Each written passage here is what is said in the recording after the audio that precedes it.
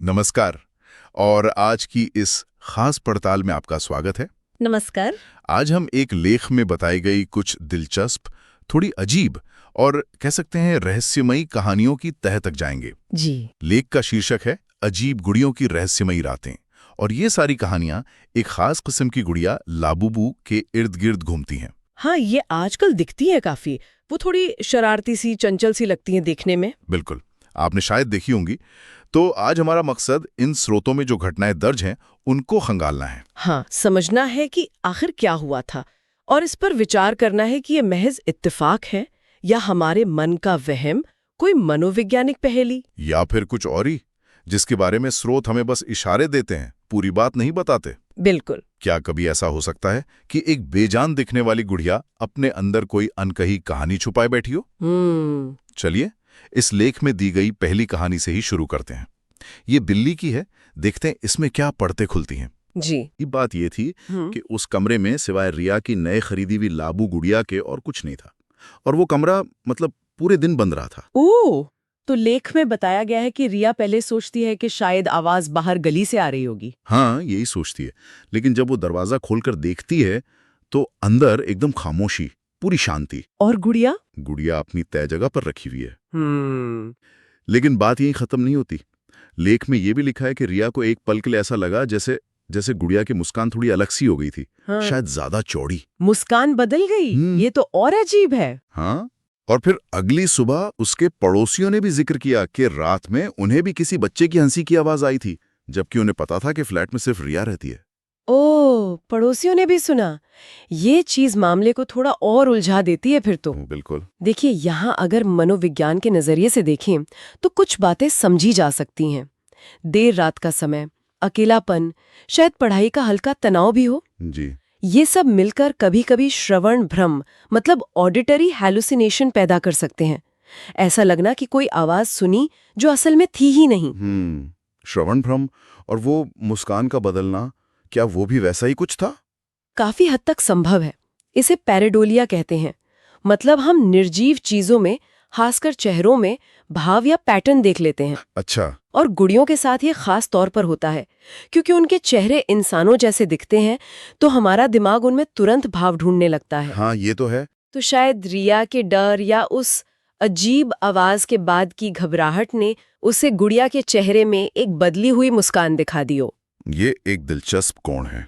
लेकिन फिर पड़ोसियों वाली बात का क्या? अगर सिर्फ रिया ने सुना होता तो इसे वहम मान सकते थे शायद, पर पड़ोसियों का भी वही सुनना, इसे कैसे समझा जाए? हाँ, यहीं पर कहानी ज्यादा पेचीदा हो जाती है। पड़ोसियों की गवाही इस साधारण सी मनोवैज्ञानिक व्याख्या को चुनौती देती है। वही तो। क्या ये महज संयोग था कि दोनों ने अलग अलग कुछ सुना, या आवाज का कोई बाहरी स्रोत था जिसे दोनों ने सुना पर पहचान नहीं पाए? लेख हमें ये नहीं बताता कि पड़ोसियों ने ठीक किस समय आवाज सुनी या वो कितनी स्पष्ट थी। वो बस इस तथ्य को सामने रखता है जिससे रहस्य और गहरा जाता है। हाँ, मतलब कई सवाल खड़े हो जाते हैं जिनका जवाब नहीं मिलता। जी, सवाल उठता है कि क्या ये साझा अनुभव था या अलग अलग घटनाओं का संगम? पता नहीं। सही है। चलिए दिल्ली के इस अकेलेपन और अनजाने डर से निकलकर एक सफर पर चलते हैं। लेख में एक और किस्सा है। अच्छा। हाँ, जो मुंबई से दादपुर जाने वाली ट्रेन के दौरान हुए अजीब अनुभवों पर रोशनी डालता है। ट्रेन का सफर, ठीक है। तो बताया गया है कि मुंबई सीएसटी रेलवे स्टेशन पर एक परिवार को प्लेटफॉर्म पर एक पुरानी सी लबुगु गुड़िया मिलती है। प्लेटफॉर्म पर ऐसी? हाँ, उनकी छोटी बेटी उसे पसंद कर लेती है और साथ ले जाने की जिद करती है। परिवार मान जाता है। बच्चे जिद करते हैं तो ठीक है। और जैसे ही ट्रेन का सफर शुरू होता है, कुछ अजीब चीजें होने लगती हैं। लेख के अनुसार उनके एसी कोच का तापमान बिना किसी वजह के अचानक काफी गिर जाता है। तापमान गिर जाता है एसी कोच में? हाँ, जैसे बर्फीली हवा चलने लगी हो। ओह। सिर्फ इतना ही नहीं, वो छोटी बच्ची उस गुड़िया से इस तरह बातें करने लगती है मानो वो कोई जिंदा इंसान हो। बच्चे करते हैं ऐसा अक्सर अपनी गुड़ियों से। हाँ, लेकिन लेख की सबसे चौंकाने वाली बात वो बार बार अपनी माँ से कहती है, मम्मी ये मुझे घर चलने को बोल रही है। क्या? ये मुझे घर चलने को बोल रही है? ये पंक्तियां तो वाकई सिहरन पैदा करती हैं। है ना? यकीनन। कहानी का सबसे रहस्यमयी मोड़ तब आता है जब सुबह परिवार नागपुर पहुंचता है। वो देखते हैं कि बेटी की गोद खाली है। मतलब? वो लाबू गुड़िया गायब हो चुकी है। गायब हो गई ट्रेन से? हाँ, और फिर इसमें एक तकनीकी पहलू भी जुड़ जाता है। कैसा तकनीकी पहलू? लेख में जिक्र है कि स्टेशन पर लगे सीसीटीवी फुटेज की जांच करने पर दिखा कि रात में चलती ट्रेन की खिड़की से एक धुंधली सी बच्ची जैसी परछाई नीचे उतरती नजर आई। क्या, चलती ट्रेन से? हाँ, और उसके हाथ में कथित तौर पर वही गुड़िया थी। अरे बाप रे, यहाँ आकर तो ये मामला कल्पना से परे लगने लगता है। अगर हम इसे थोड़ा व्यापक दृष्टिकोण से देखें तो यात्रा का तनाव, एक अपरिचित सा माहौल, रात का सफर, ये सब बच्चों के मन पर गहरा असर डाल सकते हैं। हाँ, ये तो है। हो सकता है बच्ची अपने घर को याद कर रही हो और उसकी ये भावना गुड़िया से बातचीत के रूप में बाहर आई हो। काल्पनिक दोस्तों से बात करना बच्चों में आम है। पर वो कहना कि ये मुझे घर चलने को बोल रही है, ये थोड़ा अजीब नहीं? हाँ, ये इसे थोड़ा असामान्य बनाता है, बिल्कुल। और तापमान का गिरना और फिर ये सीसीटीवी फुटेज, इसका क्या मतलब निकाला जाए? देखिए, तापमान में गिरावट की वजह कोई तकनीकी खराबी भी हो सकती है। एसी कोच में कभी-कभी हो जाता है। शायद उस तनावपूर्ण माहौल में उसे ज्यादा भयावह मान लिया गया हो। हो सकता है। जहां तक सीसीटीवी फुटेज की बात है, यहीं पर रहस्य सबसे गहरा है।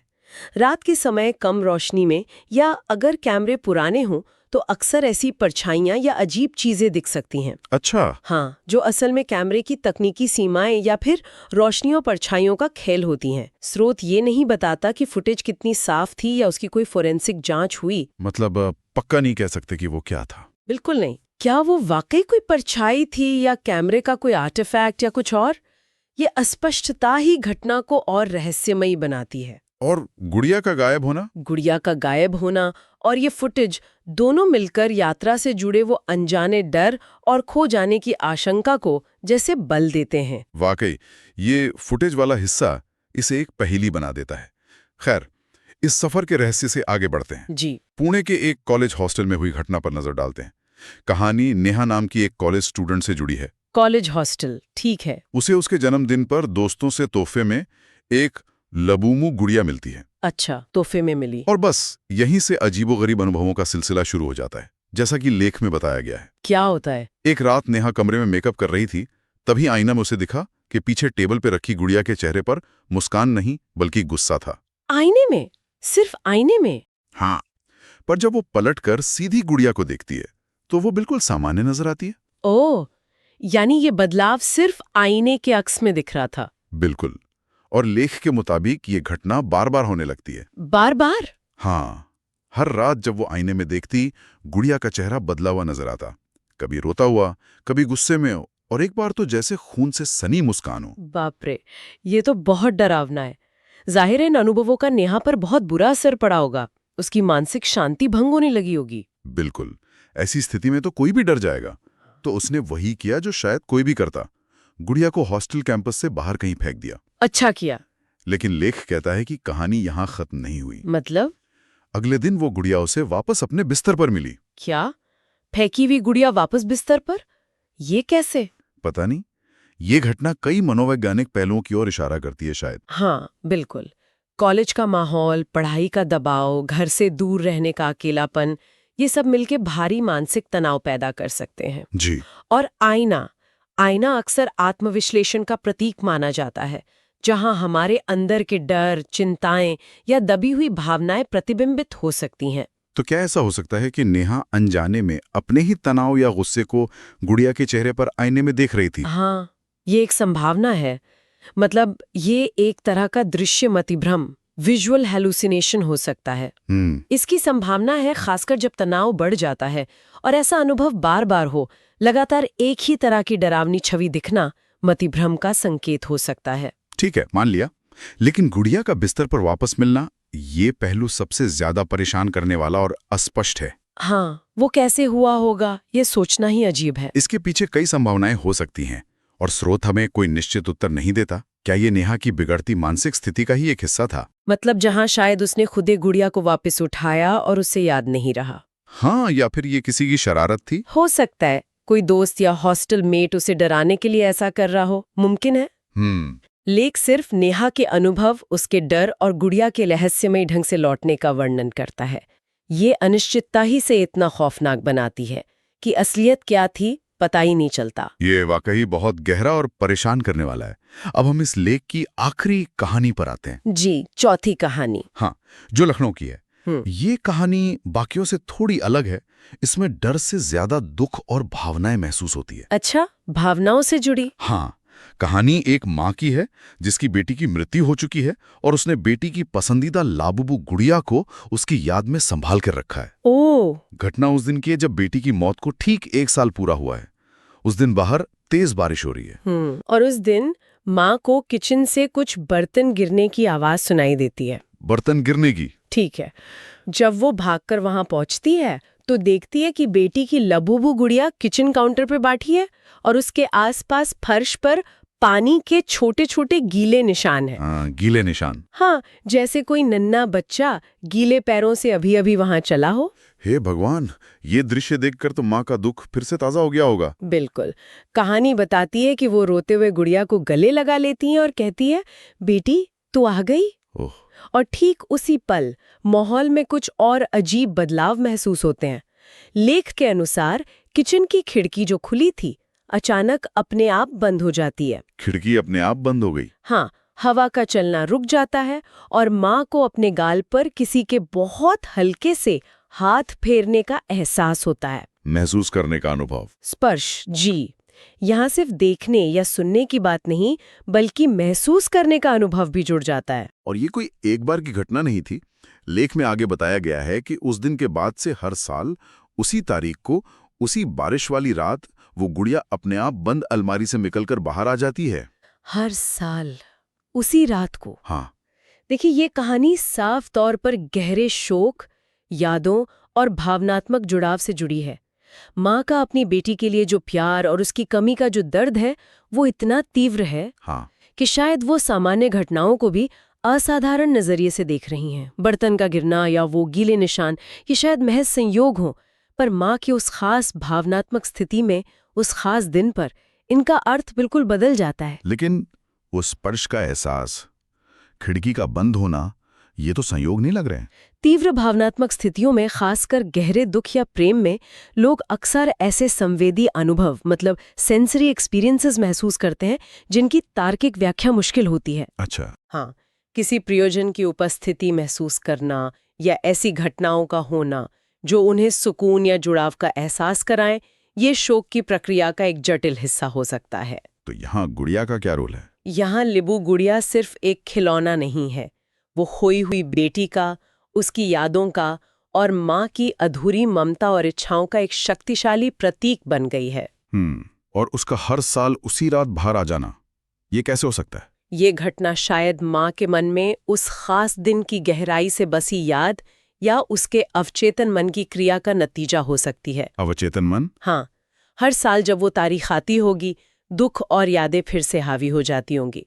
हो सकता है कि माँ अनजाने में ही, शायद नींद में या किसी और मानसिक अवस्था में गुड़िया को बाहर निकाल देती हूँ और सुबह उसे वो याद न रहता हो। ये भी एक संभावना। या फिर ये उनके शोक से उपजा एक पैटर्न बन गया हो जिसे वो अपनी बेटी की वापसी के रूप में देखती हैं और महसूस करती हैं। स्रोत यहाँ भी हमें माँ की भावनात्मक सच्चाई और घटनाक्रम बताता है, पर उसकी व्याख्या पाठक की समझ पर छोड़ देता है। तो ये थी वो 4 कहानियां जो हमें अजीब गुड़ियों की रहस्यमयी रातें शीर्षक वाले लेख से मिली। जी। दिल्ली, मुंबई, नागपुर ट्रेन, पुणे और लखनऊ। दिल्ली में एक बंद कमरे से आती हंसी और बदलती मुस्कान, मुंबई से नागपुर जारी ट्रेन में गायब होती गुड़िया और वो रहस्यमयी सीसीटीवी फुटेज, पुणे के हॉस्टल में आईने में दिखने वाला गुड़िया का डरावना चेहरा और उसका वापस लौटना, और आखिर में लखनऊ में शोक और यादों से लिपटी एक माँ का भावनात्मक अनुभव।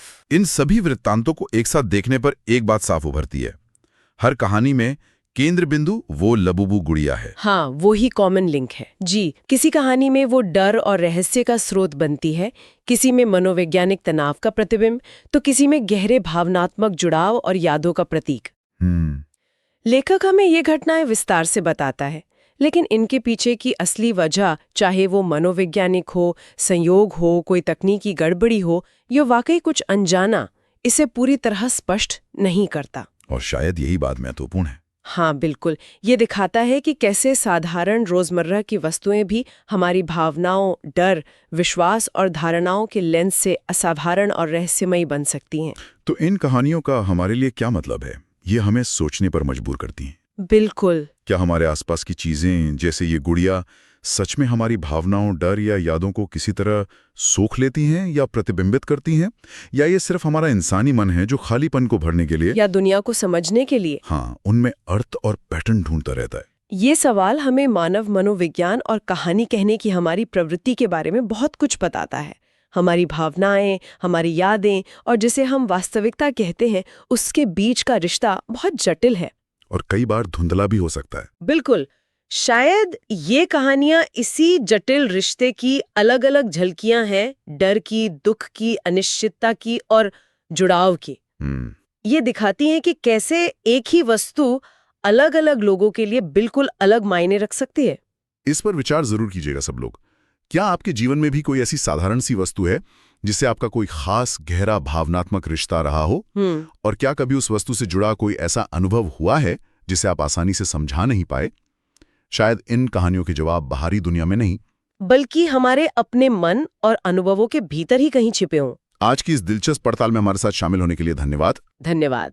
हमने आज अजीब गुड़ियों की रहस्यमय रातें, लेख से ली गई लाबूबू गुड़िया से जुड़ी कुछ कहानियों पर गौर किया, स्रोत में दिए गए विवरणों को समझा और उनके संभावित अर्थों पर विचार किया। उम्मीद है इस चर्चा ने आपको सोचने के लिए कुछ नया दिया होगा कि कैसे वस्तुएं, भावनाएं और हमारा मन एक दूसरे से कितने अनोखे और कभी-कभी रहस्यमयी तरीकों से जुड़े हो सकते हैं। जी। अगली बार फिर मिलेंगे एक नई कहानी, एक नए नजरिए के साथ। तब तक सोचते रहिए।